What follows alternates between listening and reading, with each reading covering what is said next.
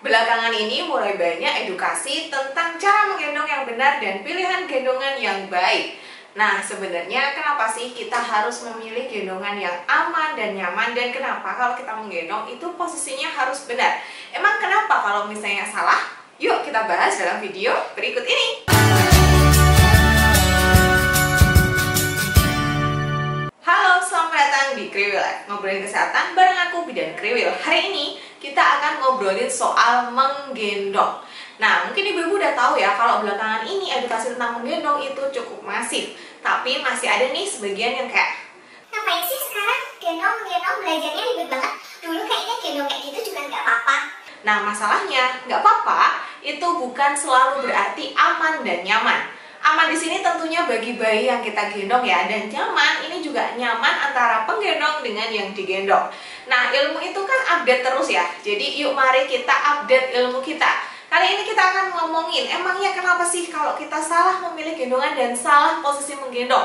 Bahayanya itu apa sih sebenarnya, dan kita tuh harus milih gendongan yang seperti apa dan posisi yang benar itu yang seperti apa. Yuk langsung aja kita bahas yuk. Nah, pertama-tama kita akan bahas dulu dampaknya apa sih kalau kita salah memilih gendongan. Yang pertama, jika ukuran gendongan tidak sesuai, apa yang akan terjadi? Ukuran yang tidak sesuai ini ada dua ya, kebesaran dan kekecilan.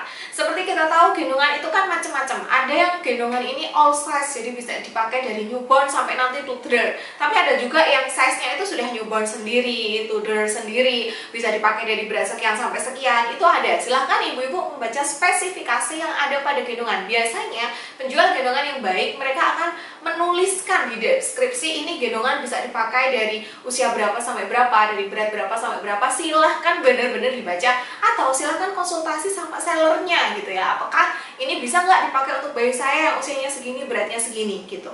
Emangnya kenapa sih? Jadi kalau misalnya gendongannya itu kekecilan, tentu aja bayinya jadi nggak nyaman ya. Kayak kita kalau misalnya pakai baju kesempitan kan juga nggak enak ya.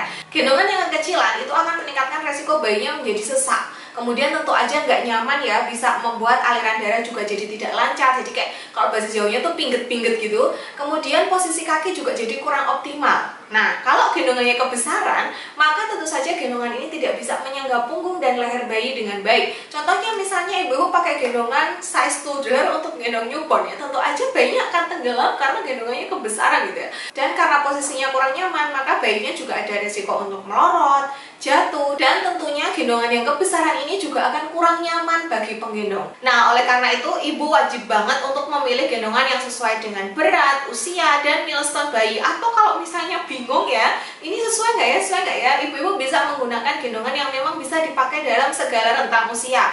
Misalnya ada stretchy warp atau ring sling gitu ya, ibu-ibu bisa nyobain ring sling atau stretchy warp dari Merek Moa. Yang kedua, jika gendongan yang kita gunakan tidak ergonomik atau tidak mendukung posisi M-shape, maka tentu saja posisi kaki bayi menjadi kurang benar gitu ya. Misalnya ibu-ibu mungkin pernah lihat gendongan yang kaki bayinya tuh kewer-kewer kayak tegak lurus gitu. Nah, ini akan menyebabkan beban tumpuan bayi itu bisa berada pada tulang kemaluan, yang tentunya selain tidak nyaman juga meningkatkan resiko terjadinya cedera atau hipispasia. Gendongan yang tidak ergonomik ini tentunya tidak hanya tidak nyaman bagi bayi yang digendong, tetapi juga bagi penggendong, sehingga kegiatan menggendong menjadi kegiatan yang kurang menyenangkan, alias jadi nggak betah buat gendong, mudah pegel, terus bayinya juga nggak betah digendong gitu ya. Jadi kegiatan menggendong menjadi tidak menyenangkan. Nah, karena itu pastikan ketika ibu-ibu memilih gendongan, pastikan gendongannya itu memang gendongan yang ergonomik dan mendukung posisi M-shape, sehingga posisi bayi saat digendong pasti benar, nyaman, dan ibu dan bayi sama-sama jadi senang digendong dan senang menggendong karena memang menggendongnya jadi nyaman gitu. Yang terakhir adalah kualitas gendongan yang dipilih kurang baik gitu ya. Nah, kualitas ini sebenarnya tidak melulu tentang harga gitu ya. Maksudnya, wah berarti harus beli gendongan yang mahal, enggak gitu ya. Tapi ibu-ibu bisa memilih gendongan yang memang sudah ada standarnya, sesuai dengan standar. Ringnya tidak bercelah, velcro-nya banyak sehingga tidak mudah melorot, bakalnya bagus, ada double stitching pada area tertentu sehingga lebih kuat jahitannya. Kain yang digunakan juga nyaman untuk menggendong bayi, tidak membuat kulit bayi jadi iritasi misalnya. Jadi sebenarnya kualitas ini tidak selalu tentang harga. Jadi ketika ibu-ibu membeli gendongan, silahkan benar-benar diteliti, ini ada bolongnya nggak ya, ringnya ada celahnya nggak ya, velcro-nya dikit atau banyak, bakalnya benar-benar bisa klik atau enggak. Nah, itu silahkan benar-benar dicek. Karena apa? Gendongan dengan kualitas baik tentunya akan meningkatkan rasa aman dan kenyamanan saat menggendong. Ibu-ibu nggak mau kan ketika lagi asik menggendong, jahitannya jebol, bayinya amit-amit jatuh gitu. Jadi pastikan untuk selalu mengecek kualitas gendongan yang dibeli ya. Nah, itu tadi 3 hal yang bisa terjadi kalau ibu-ibu salah memilih gendongan. Terus kalau misalnya nih gendongannya udah bener ya, tapi posisi menggendongnya salah, apa yang akan terjadi? Pertama, jika posisi kaki tidak benar, maka tentu saja ada resiko cedera, pergeseran tulang paha dan tulang panggul, atau biasa yang dikenal dengan nama hip dysplasia. Pada posisi kaki atau posisi bayi yang tidak benar saat menggendong, beban juga dapat tertumpu pada tulang kemaluan dan tulang belakang.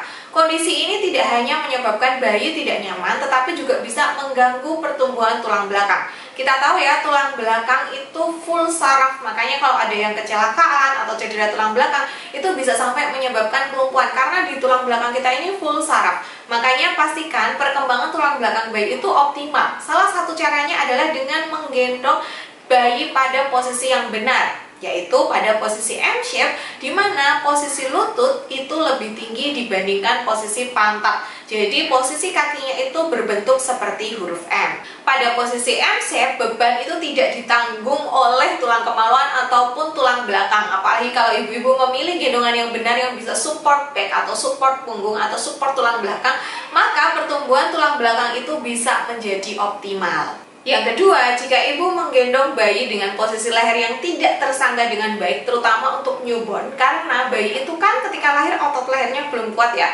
Ketika ibu-ibu menggunakan gendongan yang tidak bisa menyangga lehernya dengan baik, maka ada kemungkinan dagu si bayi ini akan jatuh ke depan seperti ini, sehingga akhirnya pada posisi ini maka saluran nafas itu bisa tertutup. Resikonya apa kalau jalan nafas tertutup? Maka bayi bisa tercekik, bayi bisa sesak nafas, bayi kekurangan oksigen, dan akhirnya terjadi hal-hal yang tidak kita inginkan. Oleh karena itu, pastikan untuk memilih gendongan yang memang bisa menyangga leher bayi dengan baik, terutama kalau misalnya bayinya masih newborn. Itulah sebabnya tadi kenapa kita harus memilih gendongan yang size-nya pas, supaya bayinya juga nggak tenggelam. Kalau tenggelam ada resiko tuh lehernya tidak tersangga dengan baik, sehingga bisa jadi jalan nafasnya tertutup. Perhatikan juga kalau misalnya ibu-ibu menggendong bayi dalam posisi tidur atau cradle gitu ya, terutama kalau misalnya ibu tidak bisa terlalu sering mengecek apakah ini jalan nafasnya tertutup atau tidak gitu. Jadi memang pastikan ketika menggendong tuh kita bisa sering ngecek posisi bayinya, jangan sampai karena lehernya tidak tersangga dengan baik, bayinya jadi nunduk gini, jadi jalan nafasnya tertutup atau terganggu. Yang ketiga, kalau misalnya ketika ibu menggendong bayi dan posisi tulang belakangnya itu tidak tersangga dengan baik, maka ini juga ada risiko terganggu tuh pertumbuhan tulang belakangnya atau bisa jadi sampai cedera. Nah, seperti yang tadi sudah aku sampaikan, tulang belakang ini banyak sarafnya, sehingga kalau perkembangannya terganggu atau cedera, maka bisa mempengaruhi gangguan fungsi tubuh. Dan kalau misalnya beban bayi itu tertumpu pada tulang belakangnya, maka bisa terjadi skoliosis. Jadi nggak pengen kan bayi kita mengalami masalah-masalah hanya karena masalah gendongan yang tidak menumpu tulang belakang ini atau menyangga tulang belakang ini dengan baik. Nah, oleh karena itu, pastikan gendongan yang ibu gunakan itu nantinya ketika dipakai itu bisa mendukung perkembangan tulang belakang bayi. Jadi perhatikan posisi punggungnya si bayi ini. Contohnya ketika newborn, maka posisi punggungnya itu C-shape, jadi kayak huruf C gitu ya.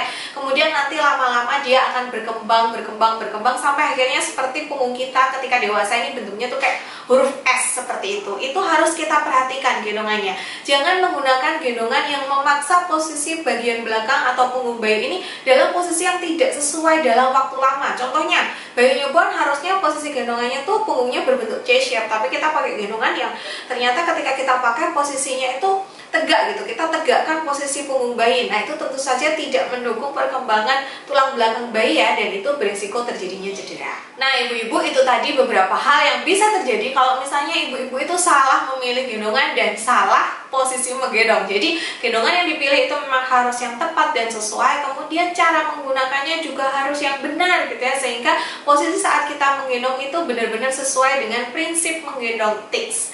Nah, oleh karena itu pastikan gendongannya sudah terstandar gitu, jadi bukan gendongan abal-abal gitu.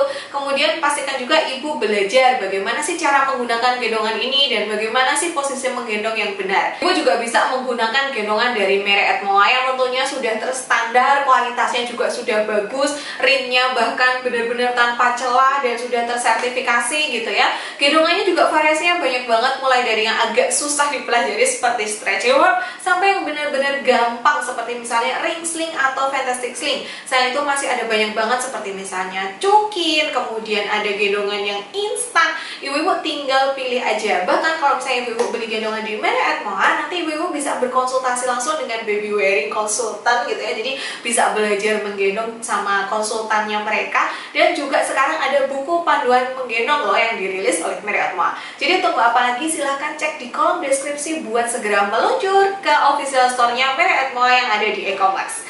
Nah, terima kasih sudah menonton. Semoga setelah ini ibu-ibu jadi lebih berhati-hati dalam memilih gendongan dan dalam memposisikan adik bayi ketika menggendong ya. Jangan sampai salah, karena salah nanti bisa berakibat fatal untuk tumbuh kembang bayi kita. Sampai jumpa di video selanjutnya. Terima kasih sudah menonton. Bye!